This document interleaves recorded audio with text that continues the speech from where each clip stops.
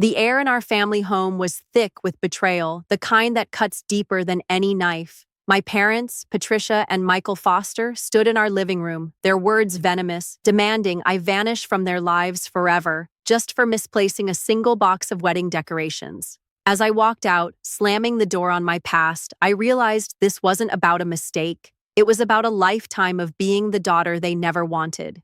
This is Megan Rose Parker's story, a raw, unfiltered journey of breaking free from a family that saw me as an afterthought, overshadowed by their golden child, my sister Jessica. I'm 28 from Woodhaven, Kansas, and I spent years chasing their approval, only to be told I was better off gone. But when I made their wish come true and disappeared, secrets started unraveling, secrets they thought I'd take with me. What happens when the daughter they erased fights to reclaim her worth? Stick with me on the Revenge Emmy channel as we dive into a story of betrayal, liberation, and the truth that surfaced when I stopped playing their game. The postcard perfect lie. Picture Woodhaven, Kansas, a sleepy town where white picket fences and blooming gardens paint a picture of harmony. Our family home, a 2-story with a wraparound porch, was the envy of neighbors. From the outside, we were the Fosters. Patricia, the charming face of Foster accounting, always in crisp blouses and perfect makeup. Michael, her steady partner, crunching numbers with quiet precision. And their daughters, Jessica, the star, and me, Megan, the shadow. Inside, it was a different story. Growing up, I learned early that love in our house came with conditions. Jessica, 4 years older, was their pride and joy. Her report cards lined with A's were framed on the mantel. Her soccer trophies gleamed under spotlights in the living room. Jessica's a natural leader, Patricia would say, her voice warm with pride. Michael would nod, adding, "She's got the drive we always wanted." Me? I was the afterthought. At 8, I won an art contest, my painting of a sunflower field earning a blue ribbon. I rushed home, clutching the certificate, hoping for a moment of their light. Patricia glanced at it, her lips curling slightly. "Cute hobby, Megan." But Jessica got first in the math Olympiad. That's real talent. Michael patted my head absently, already turning back to Jessica's latest report card. That moment set the tone for my childhood. Every effort I made dimmed by her glow. By middle school, I learned to shrink. I practiced piano for hours, hoping to impress them, but Patricia would sigh, "Jessica's debate team won regionals. That's what matters." In the backyard, if Jessica and I argued over a swing, Patricia always sided with her. "Stop being selfish, Megan," she'd snap. Michael would stay quiet, his silence a confirmation that I wasn't worth the fight. I stopped competing for their attention, settling into the role of the quiet daughter, the one who didn't make waves. High school was worse. Jessica sailed through with honors, her acceptance to a top business school celebrated with a lavish party. Patricia and Michael drove her to campus, posting photos captioned, "Proud parents of a future CEO." I stayed behind, enrolling in community college to save money, working part-time at their firm. My job was grunt work, filing papers, running errands, answering phones while they praised Jessica's internships. "She's going places," Patricia would say, her eyes never meeting mine. I dated a few guys, but relationships fizzled under the weight of my family's demands. One boyfriend, Tom, met Patricia at dinner. She grilled him about his career, then dismissed him. "He's nice, Megan, but not driven like Jessica's boyfriend."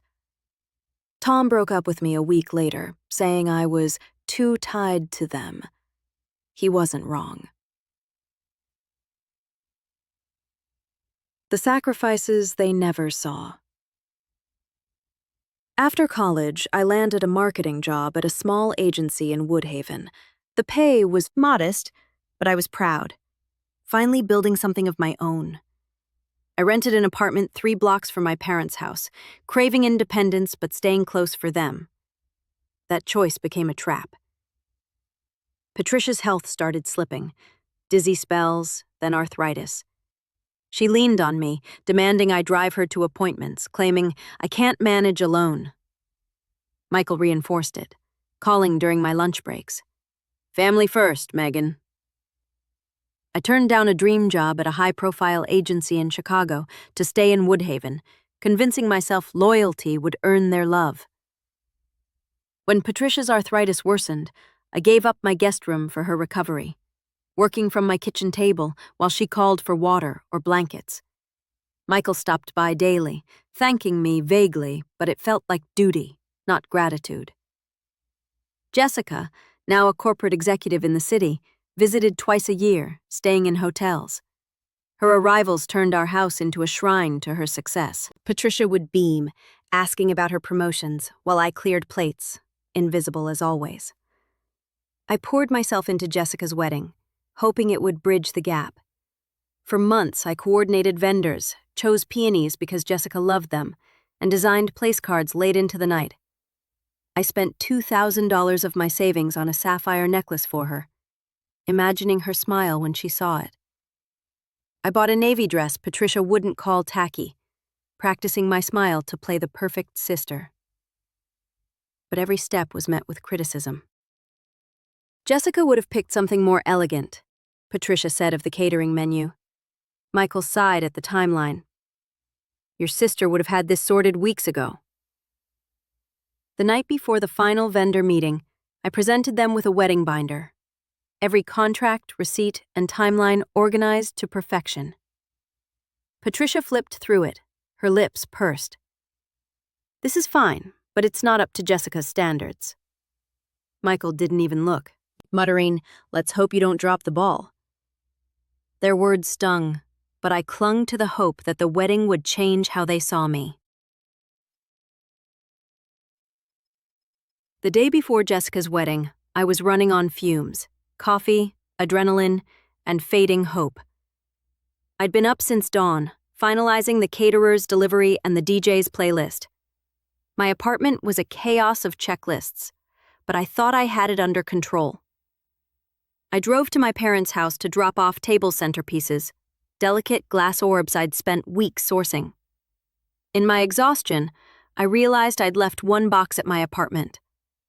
Before I could explain, Patricia pounced. "Megan, where's the rest of the decorations?" Her voice sliced through the living room.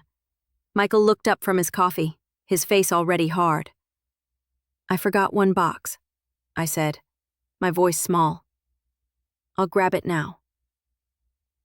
Patricia's hand slammed onto the counter. "You forgot? You're always screwing things up. This is Jessica's wedding, not some school project you can half-ass." Michael stood, his tone venomous. "We've been patient, Megan, but this is too much. You're embarrassing us again." I tried to explain. I've been juggling everything alone, but Patricia cut me off. "You're careless. Always have been. Jessica would have had this done perfectly months ago." Jessica stood near the stairs with her fiancé, David, both silent. I looked at her, begging for a word of support, but she stared at the floor. David fiddled with his phone, avoiding my gaze. Then Patricia delivered the final blow. "You know what, Megan? We've put up with your mistakes long enough. The greatest gift you could give for your sister's wedding would be if you just disappeared from our family permanently." Michael nodded, his eyes cold. "It's time, Megan. You don't belong here." The words hit like a freight train, tearing through years of swallowed pain. Susan, Patricia's friend from church, stood nearby, arranging flowers. She froze, her pitying glance worse than their anger. My hands shook as I clutched the box, rage and hurt colliding inside me. I wanted to scream, to throw their cruelty back at them, but a cold clarity took over. They meant it. This wasn't about a box. It was about a lifetime of seeing me as the problem. "Fine," I said, my voice steady despite the storm. "You'll get your gift." I set the box down, grabbed my keys, and walked out. The door slammed behind me, the sound echoing like a final goodbye. Watching from afar. That night, I didn't sleep. I sat at my kitchen table staring at my laptop, their words looping in my mind. disappear from our family permanently. Why had I spent years chasing their approval? The next day, I couldn't face the wedding. A friend from work, Lisa, offered to live stream it. I watched on my phone, the shaky feed showing Jessica glowing in her white gown, the sapphire necklace I'd bought glinting at her throat. Patricia and Michael toasted, their smiles wide, as if my absence had lifted a weight. The sight burned. But it also sparked something fierce, not defeat, but determination. If they wanted me gone, I'd make it real, not out of spite, but to save myself. I called my boss, taking a personal day, something I'd never done. Then I contacted a real estate agent, Mark Thompson, known for quick sales. My apartment, my sanctuary for 3 years, was worth more than his cash offer, but I didn't care. Speed mattered. By evening, I was on the phone with Karen Mitchell, a lawyer I'd met at a networking event. "I want to disappear," I told her, my voice calm but resolute. "Not just leave, but start over completely. What do I need to know?" Karen's expression was serious. "This is a big step, Megan. You sure you don't want to take some time?" "I've given them my whole life," I said. "I'm done waiting for them to change." She nodded, outlining the legal side. "You're an adult. You can relocate without telling anyone. But those shared accounts with your parents are tricky. They're joint, so withdrawing everything could cause issues." The accounts, meant for family expenses like Patricia's medical bills, were mostly my contributions. Karen suggested freezing them and setting up a trust to protect the funds. Cutting ties. The next morning, I met Stephen Reynolds, a financial lawyer. He reviewed the accounts, his pen tapping the desk. "Freezing them is smart," he said. "It protects the funds for their intended use, medical, household, without giving them free rein." By afternoon, the accounts were locked. A trust set up with a third-party administrator to approve legitimate expenses. I opened new bank accounts under my name, using a P.O. box in a nearby town for privacy. I called my boss again, this time to resign. 9 years at the agency ended with a 10-minute conversation and a promise to email my formal letter. Packing was harder. My apartment held relics of a life I no longer wanted. Furniture, books, clothes that felt like they belonged to the old Megan. I kept only essentials, my laptop, a few outfits, my college journal, and the sapphire necklace my art teacher gave me. The rest went to donation or sale. Each item I let go of felt like shedding their expectations. Jessica texted once, "Are you okay?" I didn't reply. Patricia and Michael stayed silent, their lack of effort louder than any apology. I chose Tidewater, South Carolina, a coastal town far from Woodhaven's shadows. It wasn't a plan, just a pull toward sunlight. I loaded my car with 2 suitcases and drove, Interstate 95 stretching like a lifeline. The 3-day drive was a blur of gas stations, motels, and playlists drowning out their voices in my head. A new beginning in Tidewater. Tidewater was quieter than I expected. A sleepy town with salt air and marsh views. I found a rental cottage, creaky floors, leaky faucet, but mine. I signed the lease as Elaine Parker, my middle name marking a fresh start. I set up a freelance marketing website under that name, landing small gigs for logos and social media campaigns. The work was liberating. Each project a reminder I could build something without their approval. I started exploring Tidewater, finding comfort in its rhythm. At Saltwater Brew, a local cafe, I met Maria Lynn Thompson, the owner. Her warm smile and casual kindness caught me off guard. "New face, huh? Tidewater's good for new beginnings," she said, handing me my coffee. I nodded, not ready to share. But her words stuck. A week after settling in, Woodhaven's drama followed. Patricia posted on a local Facebook group, claiming I'd ruined Jessica's wedding and stolen family funds. Michael commented, "We trusted Megan, and she betrayed us." Jessica sent a private message. "You didn't have to abandon us like this." The lies stung, but I didn't respond. Stephen confirmed the trust was secure, covering Patricia's prescriptions and utilities. But their attempts to withdraw large sums, like $5,000 for wedding repairs, were denied without proof. Maria noticed my tension one morning at the cafe. "Family trouble?" she asked, sliding my coffee over. "They're saying I stole from them, trying to guilt me back," I admitted. She leaned forward, her eyes sharp. "I left a controlling family 2 years ago. They pulled the same stunt. Sob stories, public shaming. Best thing I did was stay gone." Ask yourself, if you go back, what changes? Her words echoed my resolve. Nothing would change. Patricia and Michael would still see me as the problem. Jessica would stay silent. I'd lose the freedom I'd just found.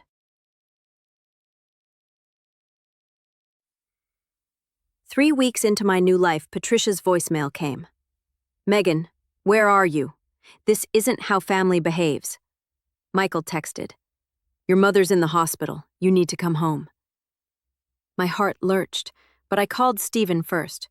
He confirmed the trust had paid Patricia's bills, but she'd tried pulling $10,000 for emergency medical costs without documentation. Then an email from Dr. Linda Marie Evans, Patricia's doctor, clarified. "Megan, your mother's condition is stable, not life-threatening. It's more emotional than physical. A panic episode, not a heart attack. It was another manipulation to reel me back." Jessica's email followed, subject line, "I'm sorry." "Megan, I didn't realize how bad things were for you. Mom and Dad. We're out of line. But they're struggling now. Please call. We can fix this." Her words felt hollow. She'd stayed silent during years of their favoritism, never stepping in. I didn't reply. Social media exploded with their narrative. Patricia's post on the Woodhaven community page claimed I'd left them destitute. Michael's comments painted me as a thief. A local news site quoted Patricia, "My daughter left us destitute after ruining her sister's wedding." I forwarded everything to Stephen, who drafted a statement clarifying the trust's purpose and my contributions. "Let them dig their own hole," he said. "The truth's on your side." Building a new family. Tidewater became my home. My freelance work grew, clients praising my designs without family shadows dimming my shine. Maria invited me to a book club where I met people who saw me as Elaine, not the Megan who'd shrunk to fit her family's mold. I started painting again, my brushstrokes reclaiming a passion Patricia had called a waste. Guilt crept in sometimes, whispering I'd abandoned them, but I reminded myself they'd pushed me out first.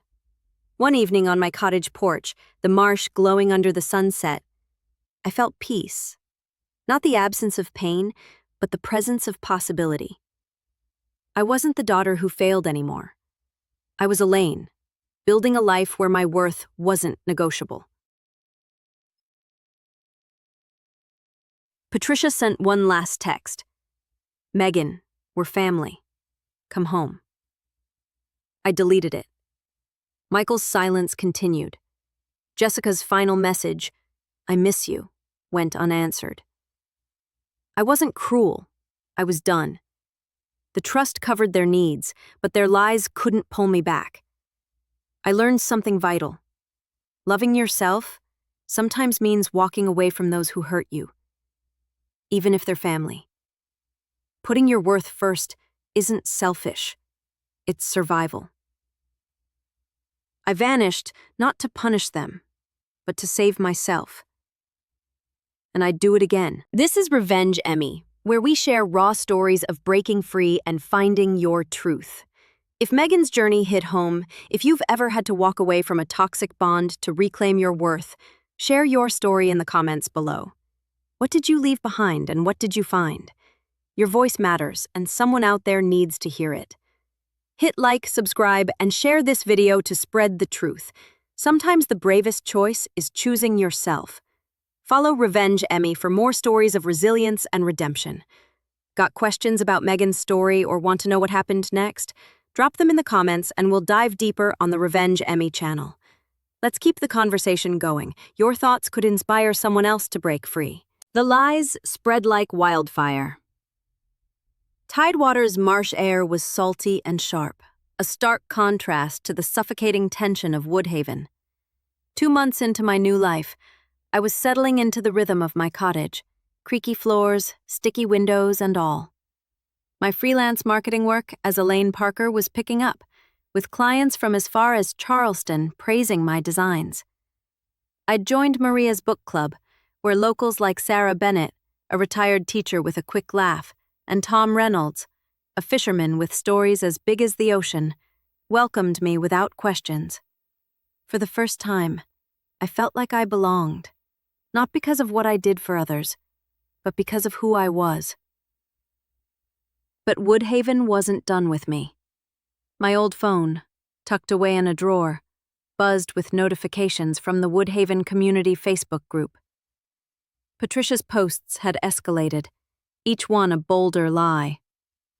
Megan stole our family savings and abandoned us during my medical crisis, she wrote, her words dripping with victimhood. Michael chimed in. We gave her everything and she betrayed us. The comments piled up, neighbors I'd known since childhood calling me heartless, a thief, a disgrace. Even Susan, the wedding photographer, added, I saw the chaos she caused. Poor Jessica.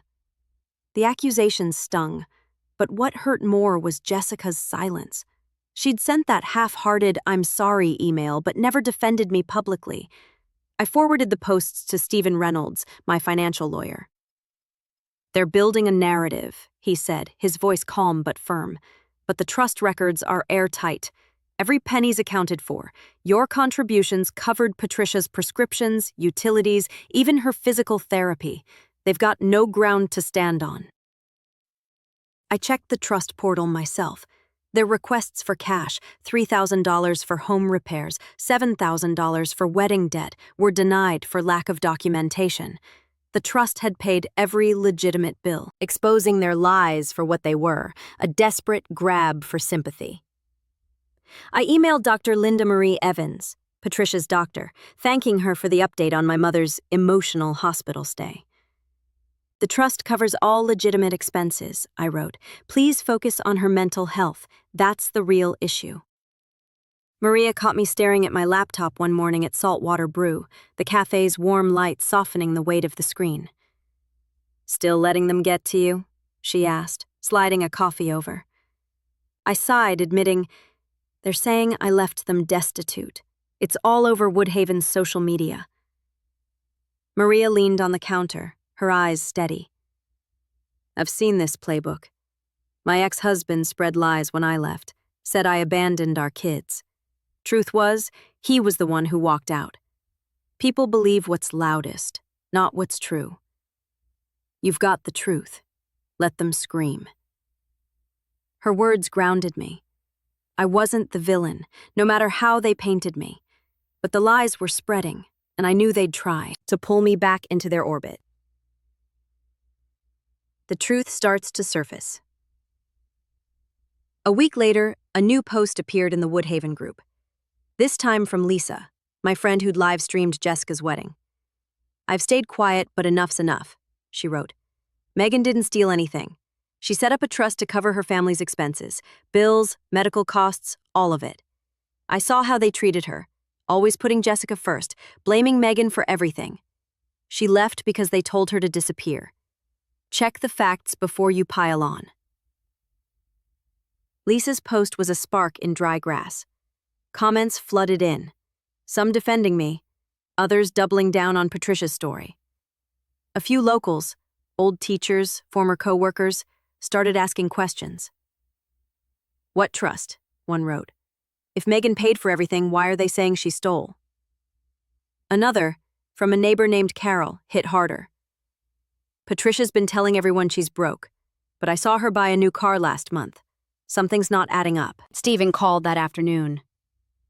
The Post is stirring things up, he said. A reporter from the Woodhaven Gazette reached out, asking about the trust. I didn't share details, client confidentiality, but I suggested they look into Patricia and Michael's finances. They're not as destitute as they claim. I felt a flicker of hope, but also dread. Digging into their finances could expose more than just their lies. Patricia and Michael ran Foster Accounting, a respected firm. But I'd seen things over the years. Late-night arguments, Michael muttering about tight books, Patricia snapping at him to fix it before anyone notices. I'd always dismissed it as stress, but now I wondered. Had my absence forced their hand, revealing cracks they'd hidden for years? That evening, I walked along Tidewater's marsh trails, the sunset painting the sky in pinks and oranges. My sneakers crunched against the gravel, each step a reminder of the distance I'd put between me and Woodhaven. I didn't want revenge, not really. I wanted freedom, and maybe, just maybe, for them to face the truth they'd buried. The phone call that changed everything. The next morning, my old phone rang, a number I didn't recognize. I almost ignored it, but curiosity won. Hello? Megan, it's Carol. Carol Thompson, your neighbor. Her voice was urgent, almost hushed. I'm sorry to call out of the blue, but you need to know what's happening. Carol had lived across the street from my parents since I was a kid. She wasn't close to Patricia, but she knew the town's pulse. After Lisa's post, people started talking, she said. Someone at the bank let slip that your parents' firm has been struggling for years. They've been dipping into client accounts to cover personal expenses, cars, vacations, even Jessica's wedding. The trust you set up stopped them from draining it, and now they're panicking. My stomach dropped. Client accounts? Are you sure? I heard it from my cousin who works at First National, Carol said. They're launching an audit. Patricia's been telling everyone you stole their money to cover their tracks, but the trust records you sent to Dr. Evans got around, and people are asking questions. I thanked Carol, my mind racing. Patricia and Michael had built their reputation on integrity, but if they'd been misusing client funds, my disappearance hadn't just exposed their favoritism, it had unraveled their entire facade. I called Stephen immediately. Is this true? I asked, relaying Carol's story. He paused, choosing his words. I can't confirm specifics without evidence, but I've heard whispers about Foster Accounting's financial troubles. The trust you set up likely forced their hand. They couldn't access your contributions to cover their shortfall. An audit will uncover everything. I sat on my cottage porch, the marsh stretching out before me. The truth was sharper than I'd expected. My parents hadn't just rejected me. They'd used me as a scapegoat to hide their own failures. Jessica's silence made sense now. She'd benefited from their lies, her lavish lifestyle funded by their mismanagement. A week later, the Woodhaven Gazette published a front-page story. Local accounting firm faces audit over alleged financial misconduct. The article didn't name me, but it detailed how Foster Accounting was under investigation for misusing client funds. Sources claimed the firm had been creative with bookkeeping for years, funneling money to personal accounts. The trust I'd set up was mentioned, anonymously, as evidence that family contributions were secure, contradicting Patricia's claims of theft. Social media erupted. Neighbors who'd vilified me started backtracking. I always thought Megan was sweet, one wrote. Patricia's story never added up, said another. Lisa texted me. People are turning on them. You okay? I replied, I'm fine. Thanks for speaking up. Patricia's posts stopped. Michael's comments vanished. Jessica emailed again, this time desperate. Megan, the firm's in trouble. Mom and Dad are a mess. Please come back. We need you. I stared at the screen, her words a faint echo of the sister I'd wanted. But need wasn't love. It was another demand, another expectation. I didn't reply. Stephen called with an update. The audit's moving fast. They've found discrepancies, hundreds of thousands over years. Patricia and Michael might face charges. The trust protected you, Megan. Your contributions are documented, untouchable. I nodded, though he couldn't see. What about Jessica? She's not named in the audit, but her lifestyle, apartment, car, wedding, was partly funded by their accounts. She might be questioned. I felt a pang, not for Jessica, but for the family I'd once imagined we could be. They'd built their world on lies, and I'd been the convenient scapegoat. Now, without me, it was crumbling. In Tidewater, I kept my routine, freelance work, book club, runs along the marsh. But Woodhaven's drama followed me in whispers. Carol called again, her voice softer now. Patricia and Michael are selling the house. They can't afford the legal fees. Jessica's back in town, staying with friends. The firm's done. I pictured our postcard-perfect house, the porch where I'd once dreamed of belonging, now up for sale. What's the town saying? I asked. Some feel sorry for them, Carol said. But most are angry. Clients lost savings. People trusted them. You leaving forced it all into the open. Some folks are calling you a hero. I laughed, bitter. I'm no hero. I just wanted out. You stood up to them, Carol said. That's more than most would have done. Her words lingered. I hadn't set out to expose them, but my absence had pulled the thread that unraveled their lies. I didn't feel triumphant, just free. One evening, Maria invited me to Saltwater Brew after hours. The cafe was quiet, the smell of coffee lingering. She poured us wine, her eyes warm but curious. You've been through hell, haven't you? She said. I nodded, telling her everything. The wedding, the rejection, the audit. She listened, not interrupting, just sipping her wine. When I finished, she leaned back. You didn't just leave, Elaine. You broke a cycle. My family was like that. Control, lies, making you feel small. Leaving was the hardest thing I did, but it saved me. She reached across the table, squeezing my hand. You're building something real here. Don't let their mess pull you back. I smiled, the weight of her words settling in. Tidewater wasn't just a refuge. It was a foundation. My freelance clients grew, some offering long-term contracts. I painted more, my canvases filling with marsh scenes and vibrant skies. Sarah from book club invited me to teach an art class at the community center, where kids laughed and smeared paint, reminding me of the joy I'd lost in Woodhaven. I checked my old phone one last time. A final text from Patricia. You've destroyed us. I deleted it, along with Jessica's unanswered messages. Michael's silence was its own closure.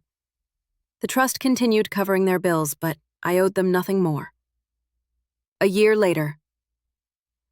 A year after leaving Woodhaven, I stood on my cottage porch, the marsh glowing under a full moon. Tidewater had become home in ways I never expected. My freelance business thrived, with clients across the Southeast. I'd bought a small car, nothing fancy, but mine. The art class at the community center grew, and I started selling paintings at a local gallery. Each sale a reminder of the talent Patricia had dismissed. Maria became a mentor, her cafe my second home. She shared her own story, leaving an abusive family, rebuilding in Tidewater, finding peace in small moments. You're not just surviving, she told me one night. You're living. I thought about my family less, their lies, fading like a bad dream.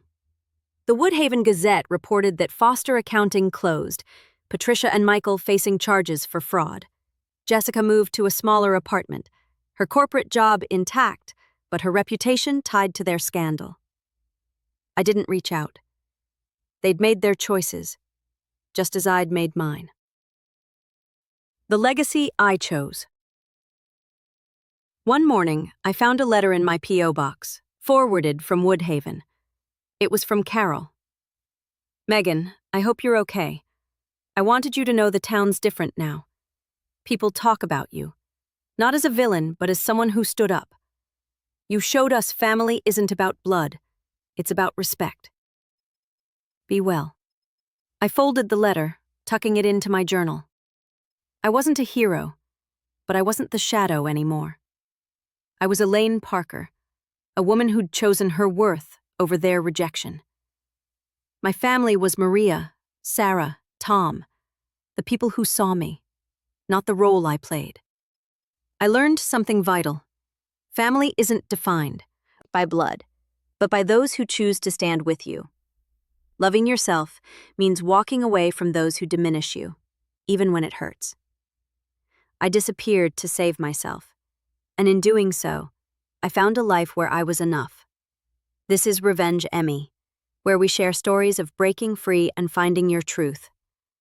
Megan's journey, from the daughter erased by her family to the woman who built a new life, shows the power of choosing yourself.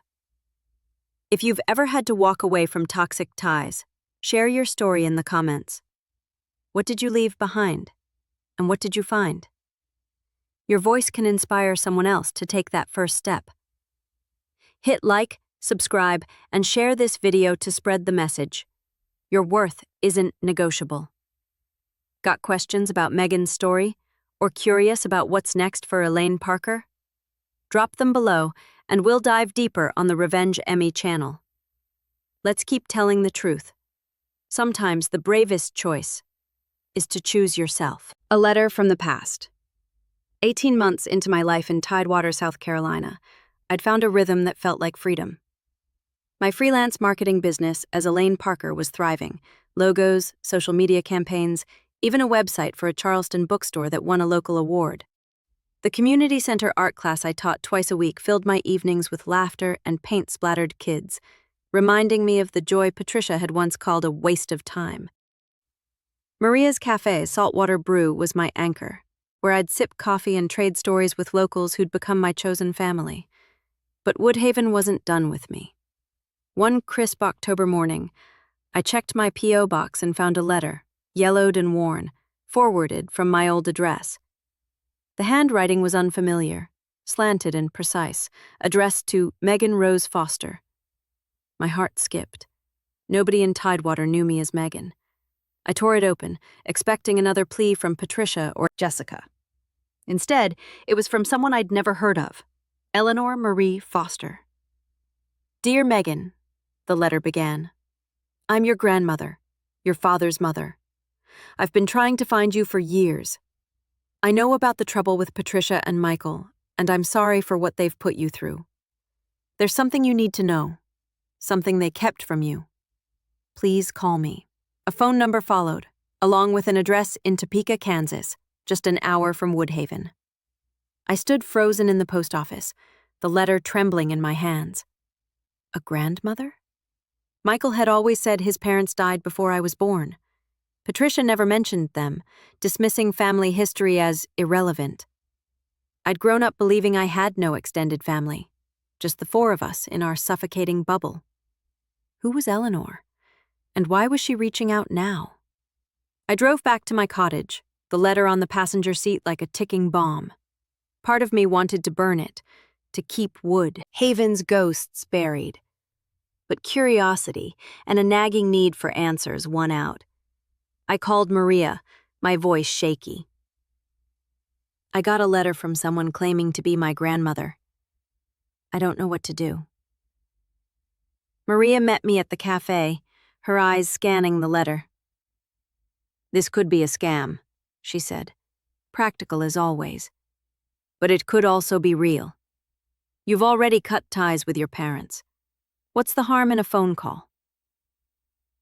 That night, I dialed Eleanor's number, my heart pounding. A warm, steady voice answered. "Megan, is that really you?" "Yes," I said, cautious. "Who are you? And how do you know me?" "I'm your father's mother," she said softly. "Michael cut me off when he married Patricia. I've been trying to reach you since you were a child, but they blocked me. When I saw the news about their firm, I knew I had to try again." I gripped the phone, my mind reeling. "Why would they keep you from me?" Eleanor sighed, her voice heavy. "It's a long story, Megan. Can we meet? I'll come to you wherever you are. There's so much you don't know about your family, about who you are." Meeting Eleanor. A week later, Eleanor arrived in Tidewater. I met her at Saltwater Brew, my nerves jangling like loose change. She was in her late 70s, with silver hair pulled into a neat bun and eyes that mirrored Michael's, steady but kinder. She carried a small box, its edges worn, and hugged me tightly, like she'd been waiting decades for this moment. Over coffee, she told me the story. "Michael was my only child," she began. "He was ambitious, always chasing status. When he met Patricia, she fueled that drive. They wanted to build a legacy, but Patricia saw me as a threat, a small-town widow with no connections to offer. They cut me out before you were born, said I'd embarrass their image. I wrote letters, sent gifts, but they returned everything unopened." I listened, my chest tightening. "They told me you were dead." Eleanor's eyes glistened. "I figured as much. When I saw the Gazette article about their firm collapsing, I hired a private investigator to find you. Your apartment sale led me to Tidewater." She opened the box, revealing photos, letters, and a small silver locket. "This was yours," she said, handing me the locket. Inside was a tiny photo of a baby, me, cradled by a younger Eleanor. "I saw you once, at the hospital, before they shut me out. You were perfect." Tears burned my eyes. All those years, I'd had a grandmother who wanted me, while Patricia and Michael made me feel like a burden. "Why didn't you keep trying?" I asked, my voice breaking. "I did," she said, "but they threatened legal action, claimed I was unstable. I didn't have the money to fight them. I'm so sorry, Megan." I held the locket, its weight grounding me. Eleanor wasn't just a stranger. She was proof that my family's lies ran deeper than I'd imagined. The visit didn't just give me a grandmother, it gave me answers. She'd kept tabs on foster accounting through old friends in Woodhaven. "Michael was always meticulous," she said, but Patricia pushed him to take risks. They started borrowing from client accounts years ago to fund their lifestyle. Cars, Jessica's college, that big house. They thought they'd pay it back, but it snowballed. I nodded, pieces clicking into place. I'd overheard their late-night arguments. Michael's stress about tight books, Patricia's insistence to fix it. My contributions to the shared accounts, meant for Patricia's medical bills, had been a lifeline they misused until I froze them. "The audit's closing in," Eleanor said. "They're facing fraud charges, maybe jail time.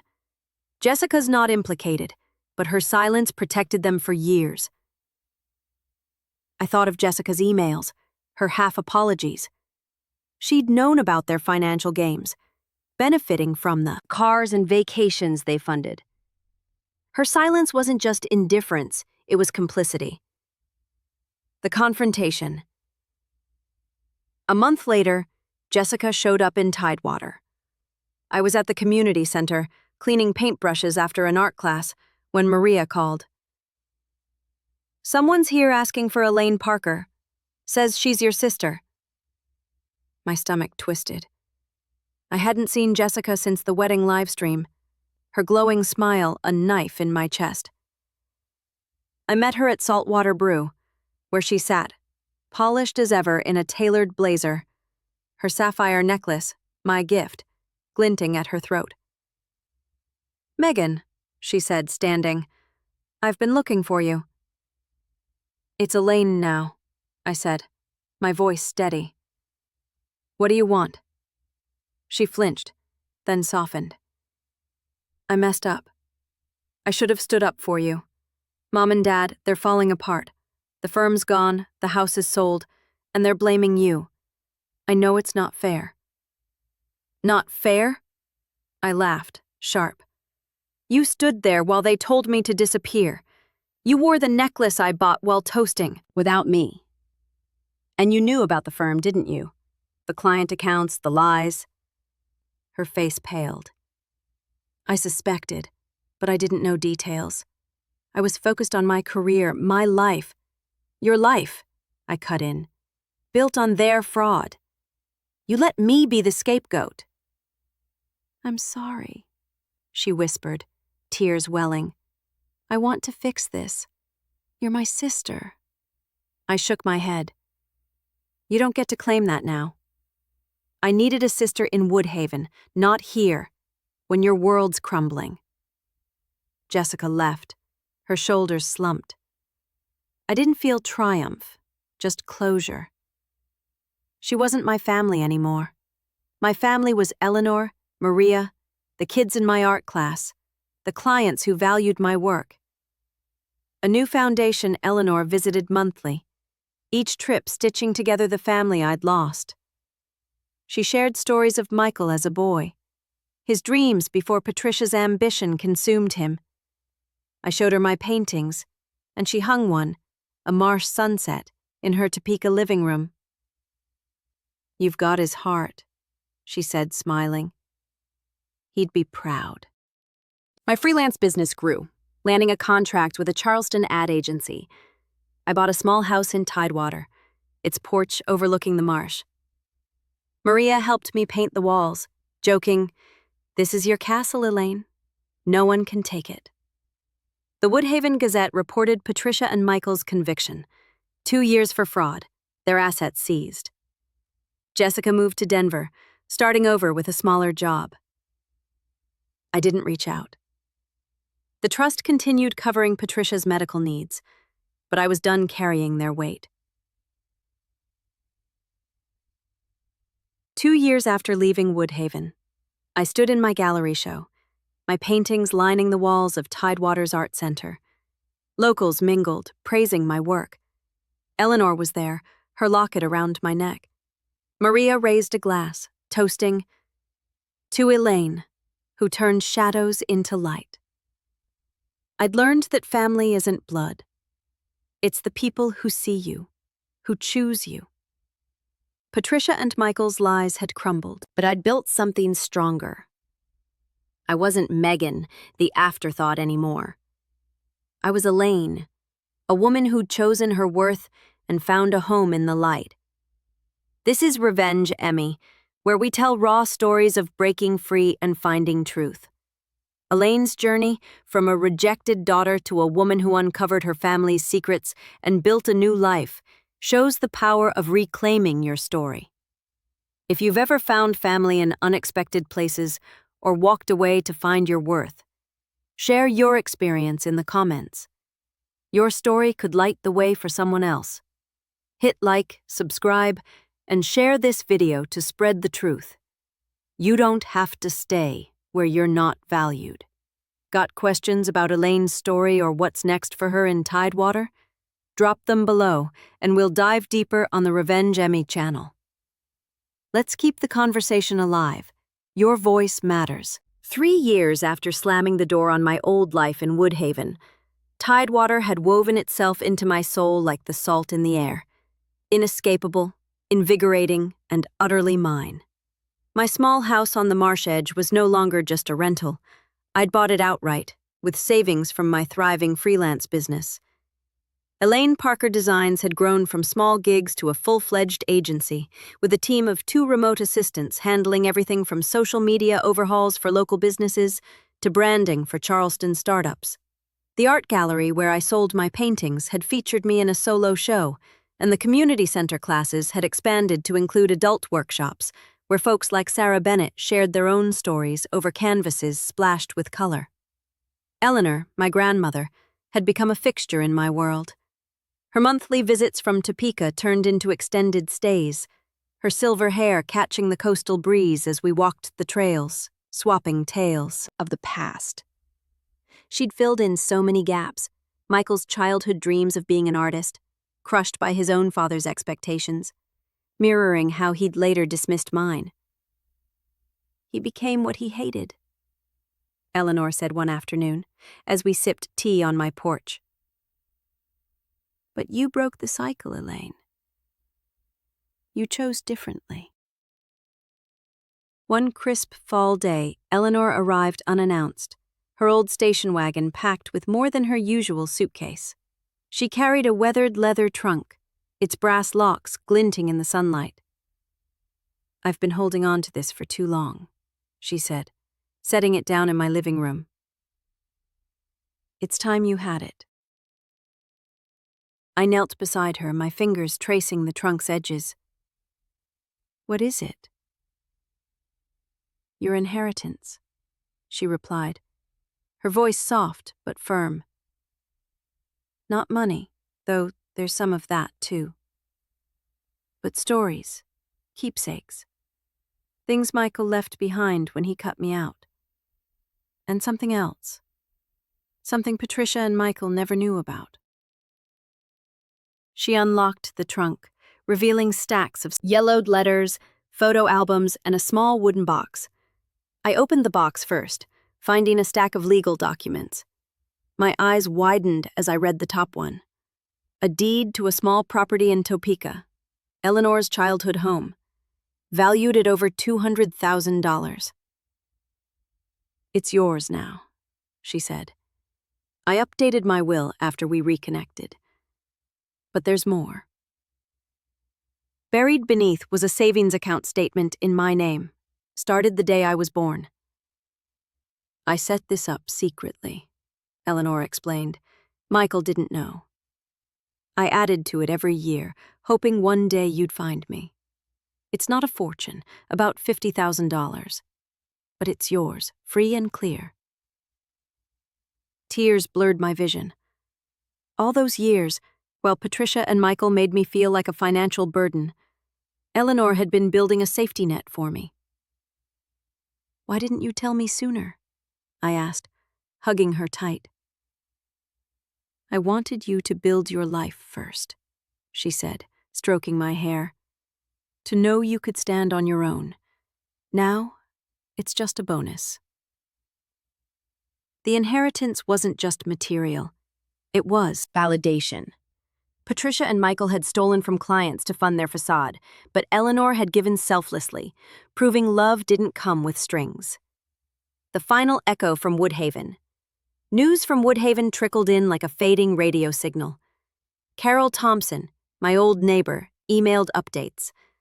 Patricia and Michael had served their sentences, 6 months each, in a minimum security facility for the fraud, and were living quietly in a rented apartment on the town's outskirts. The big house sold to cover restitution to clients, their reputation in tatters. Jessica had married David in a small city hall ceremony, no peonies or lavish toasts, and was working a mid-level job in Denver, her executive shine dulled by the scandal. Then came a letter from Patricia herself, forwarded through Carol. It was handwritten, her once sharp script now shaky. "Megan, I've had time to reflect. We were wrong.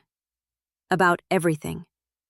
The firm, the favoritism, pushing you away. I'm sorry. If you'll let us, we'd like to make amends." Michael had added a postscript. "We miss you." I stared at the letter for hours, the words stirring a mix of anger and pity. Jessica had called once, leaving a voicemail. "Sis, I know I failed you. Mom and Dad are broken. Can we talk?" But talk about what? The years they'd erased me? The lies they'd spread? I didn't respond. Forgiveness wasn't owed, it was earned, and they'd done nothing to earn it. Eleanor read the letter over my shoulder. "You don't have to answer," she said. "But if you want closure, do it on your terms." I decided on a single email, short and final. "I've built a life without you. The trust covers your needs, that's enough. Don't contact me again." Sending it felt like closing a heavy door, the click echoing with finality. Tidewaters. Wrapped out around me like a warm blanket, its community becoming the family I'd craved. Maria expanded Saltwater Brew, adding a small art corner where my paintings hung, drawing tourists who sipped coffee and bought pieces. "You're a local legend now," she teased one busy Saturday. "The woman who reinvented herself." Sarah Bennett from book club became a close friend, her retired wisdom guiding me through doubts. "You didn't just survive, Elaine," she said during a marsh walk. "You thrived. That's the real revenge. Living well." Tom Reynolds, the fisherman, invited me on his boat for sunrise outings, where we'd cast lines and share quiet conversations about loss and renewal. "The sea takes and gives," he said, reeling in a catch.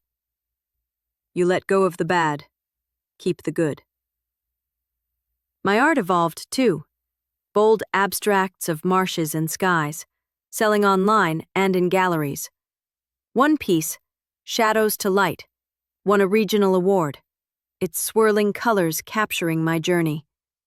At the ceremony, Eleanor stood beside me, her pride shining brighter than any trophy. Meeting Alex Love found me unexpectedly, in the form of Alex Harper, a Charleston architect who wandered into my gallery show one rainy afternoon.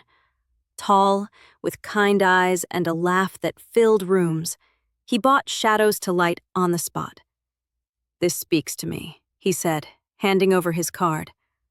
"Like starting over after a storm." We started with coffee at Saltwater Brew, Maria winking from behind the counter. Alex shared his story, divorced young, rebuilding his firm after a partner's betrayal. "I know about shadows," he said, his hand brushing mine.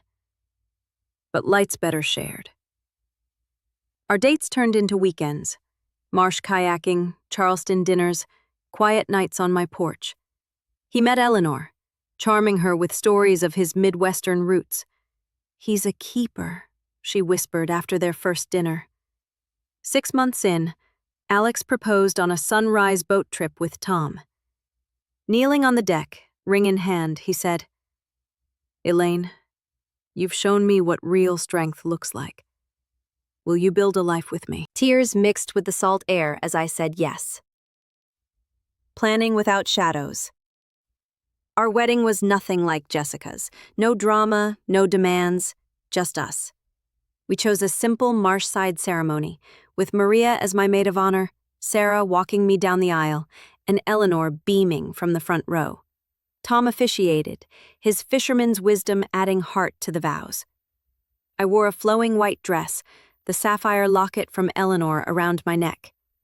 Alex's family, warm, welcoming Midwesterners, blended seamlessly with my chosen kin.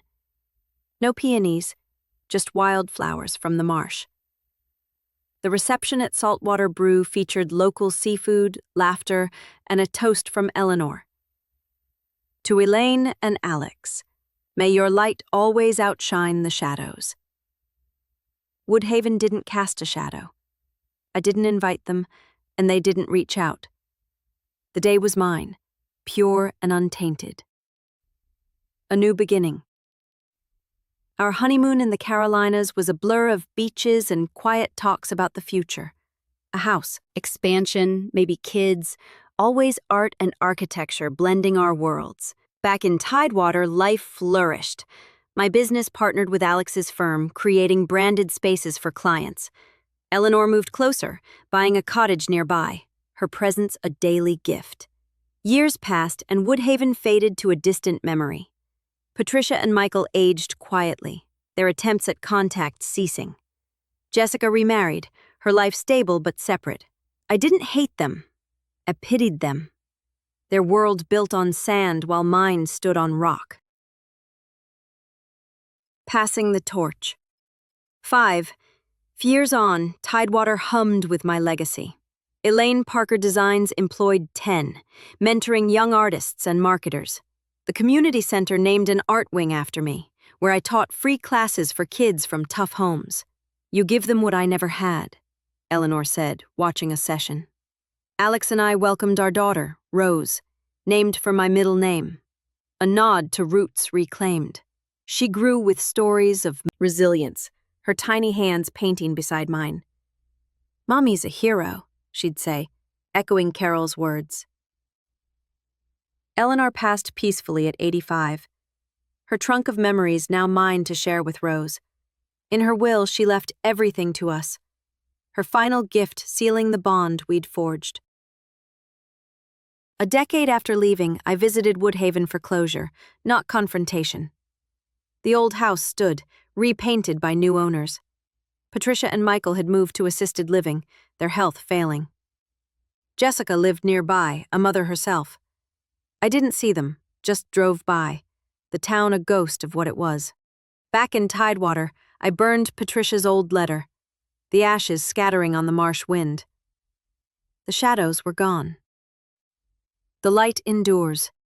Today, at 38, I stand on my porch, Rose playing nearby, Alex grilling dinner. Tidewater's sun sets golden, my life a tapestry of chosen love. I vanished to save myself, but in the end, I built an empire of light. The greatest revenge isn't destruction. It's thriving where they said you couldn't. This is Revenge Emmy, where we dive into raw tales of breaking free and turning pain into power. Elaine's full journey, from the rejected daughter who uncovered family secrets to the woman who built a legacy of love and success, proves that your story doesn't end with betrayal. It starts there. If you've ever risen from your own shadows or found strength in walking away, share your experience in the comments below.